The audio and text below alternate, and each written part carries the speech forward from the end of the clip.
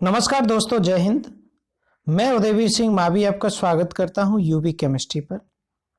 Dear friends, आज मैं class 12th chemistry का सॉलिड स्टेट यूनिट से पार्ट नंबर 4 आप लोगों के लिए लेकर आया हूं। और पार्ट 4 में आज हम डिस्कस करेंगे एनसीईआरटी क्वेश्चंस उन टॉपिक्स से जो अभी तक पिछले 3 लेक्चर्स में हुए थे। सबसे पहले लेक्चर में हमने डिस्कस किया था classification of solids, amorphous crystalline and classification of crystalline solid 4 type, पहला लेक्चर था। सेकंड लेक्चर में हमने डिस्कस किया था crystal lattices and unit cell. Crystal lattice 7 type के, CTOHRMT,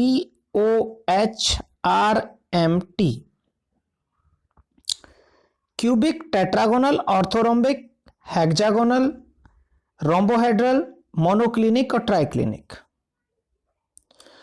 इसके बाद जो थर्ड लेक्चर मैंने आप लोगों के साथ शेयर किया उसमें था calculations related to unit cell.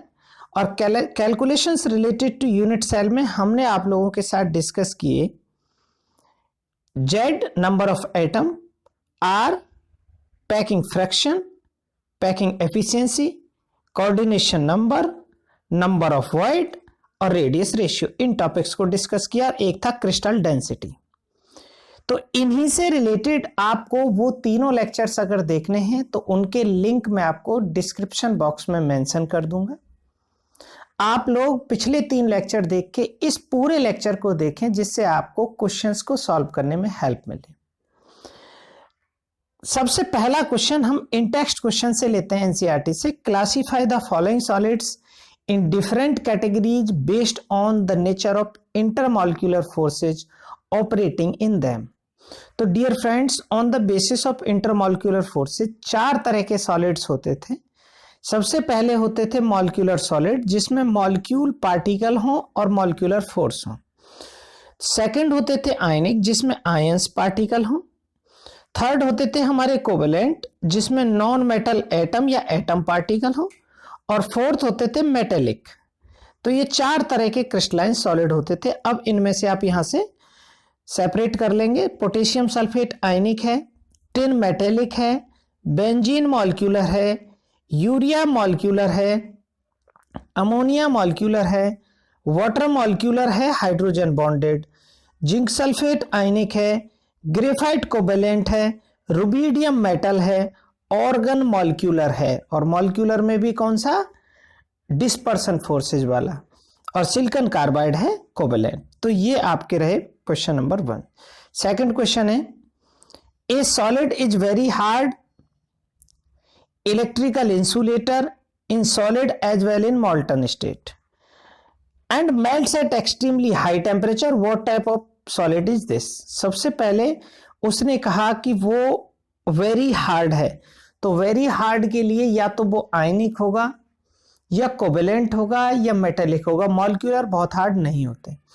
अब अगर वो आयनिक होता तो वो सॉलिड स्टेट में इंसुलेटर होता, लेकिन मॉल्टन स्टेट में कंडक्टर होता, तो आयनिक नहीं है।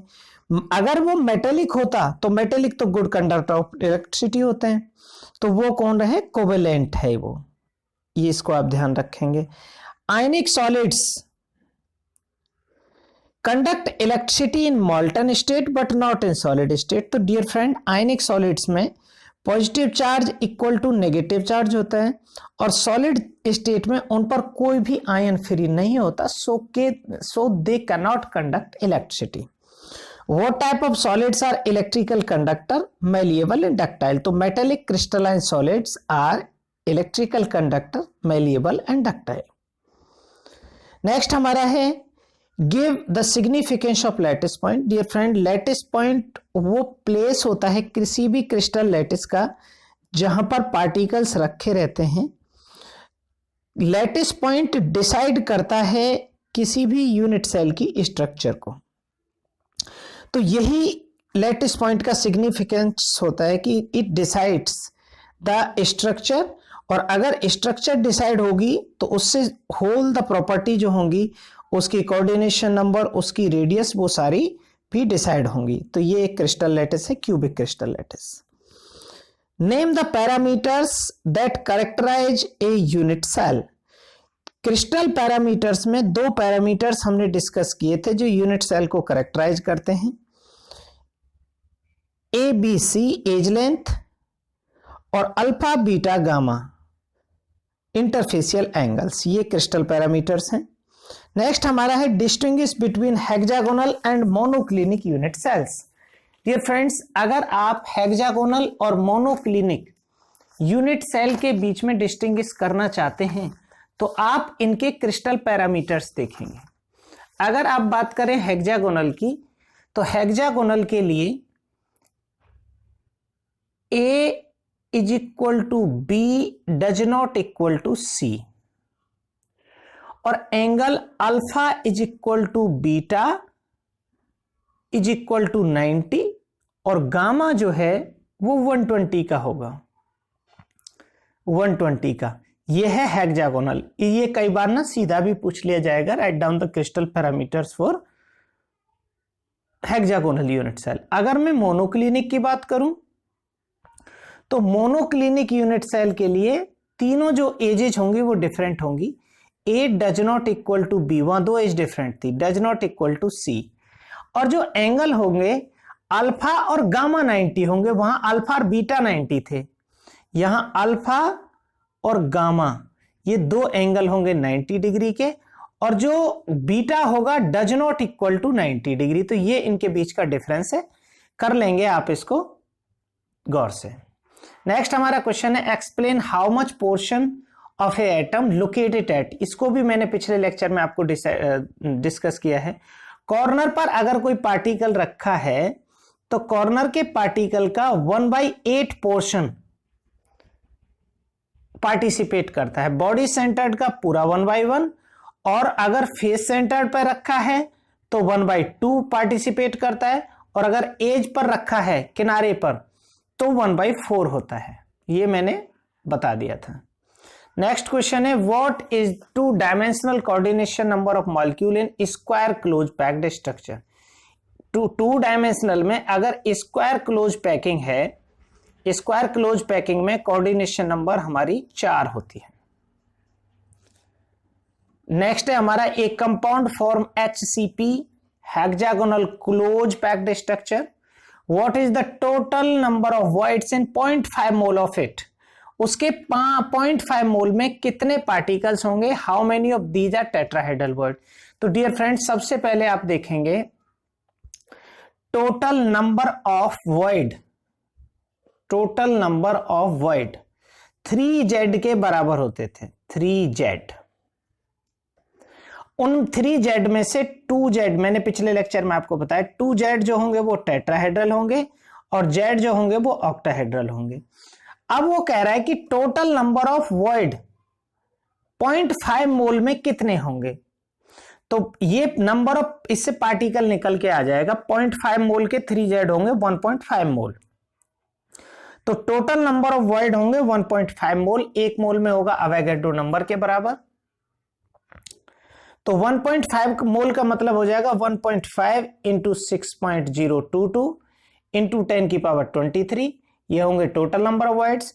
इनमें से 1 इंटू 6.022 इंटू 10 की पावर 23 ये होंगे टेट्राहेड्रल वॉइड और 0.5 इंटू 6.022 इंटू 10 की पावर 23 ये होंगे ऑक्टाहेड्रल वॉइड। अब नेक्स्ट आता है हमारा क्वेश्चन फॉर्मूला का। A compound is formed by 2 elements X and Y. Atom of the element atom of element Y as anion make CCP. Y जो है वो नेगेटिव है और CCP बना रहा है। CCP का मतलब Y की नंबर हो गई 4. While those of element X as cation occupy all the octahedral void. तो octahedral void Z के बराबर होंगे तो X भी हो जाएगा हमारा 4 और फॉर्मूला हो जाएगा XY। इस तरह से हम फॉर्मूला डिसाइड करेंगे। नेक्स्ट हमारा क्वेश्चन है atoms of element B form HCP। B HCP बना रहा है तो B की नंबर 4 हो गई। Those of element A occupy 2/3 of tetrahedral void.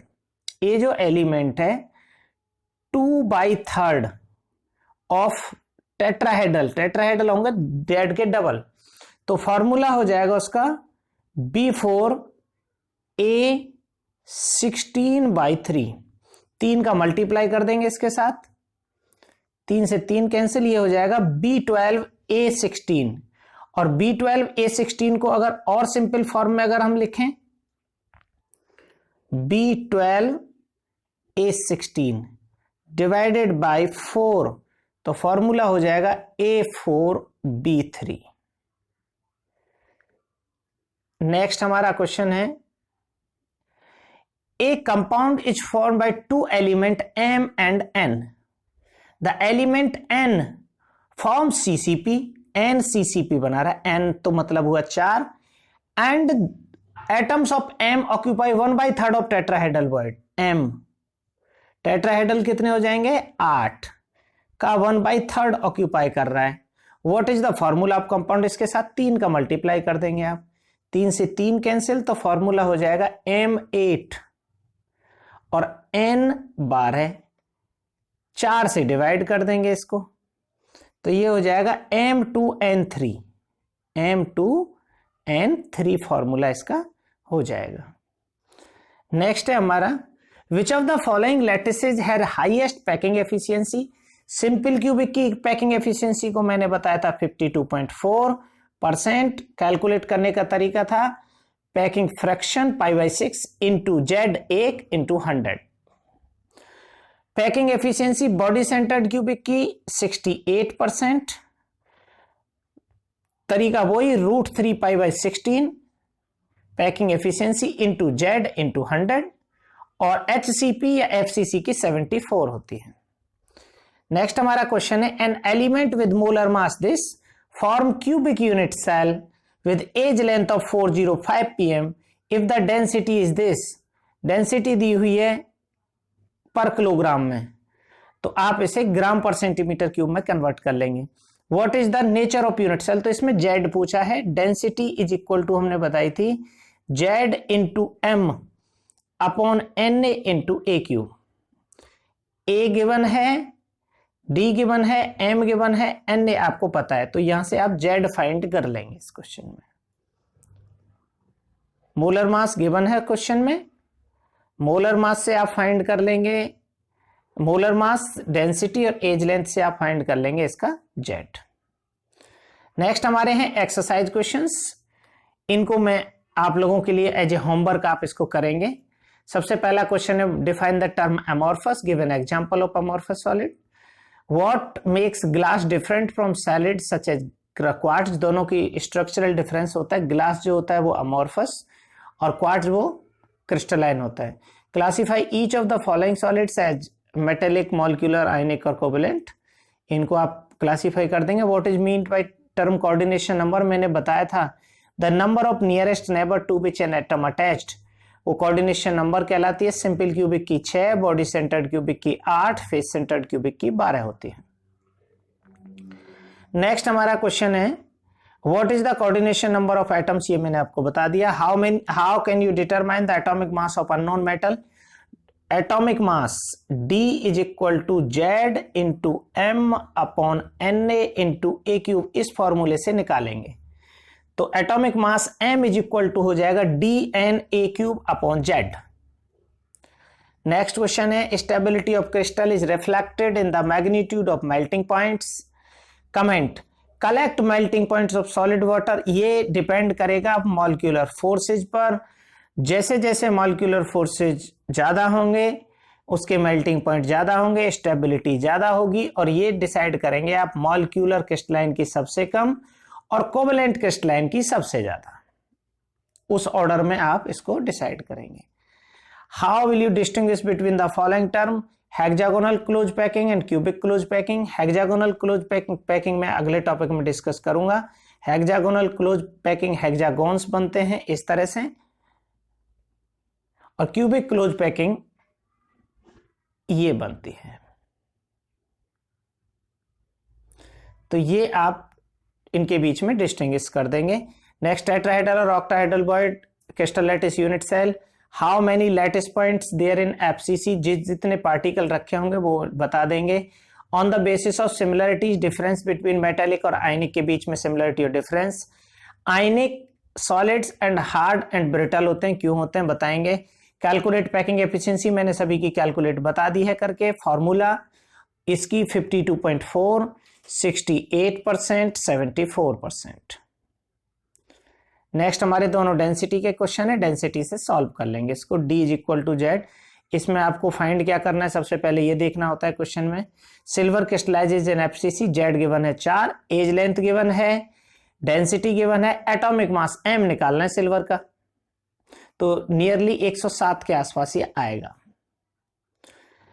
ये फॉर्मूला डिसाइड करना है, cubic solid made up of P and Q, Q are at the corners, तो कॉर्नर का हमेशा क्यूब का होता है 1, Q 1 हो गया, and P at the body centre, तो P भी 1 हो गया, फॉर्मूला हो गया PQ। तो these are approx 25 questions from solid state chapter.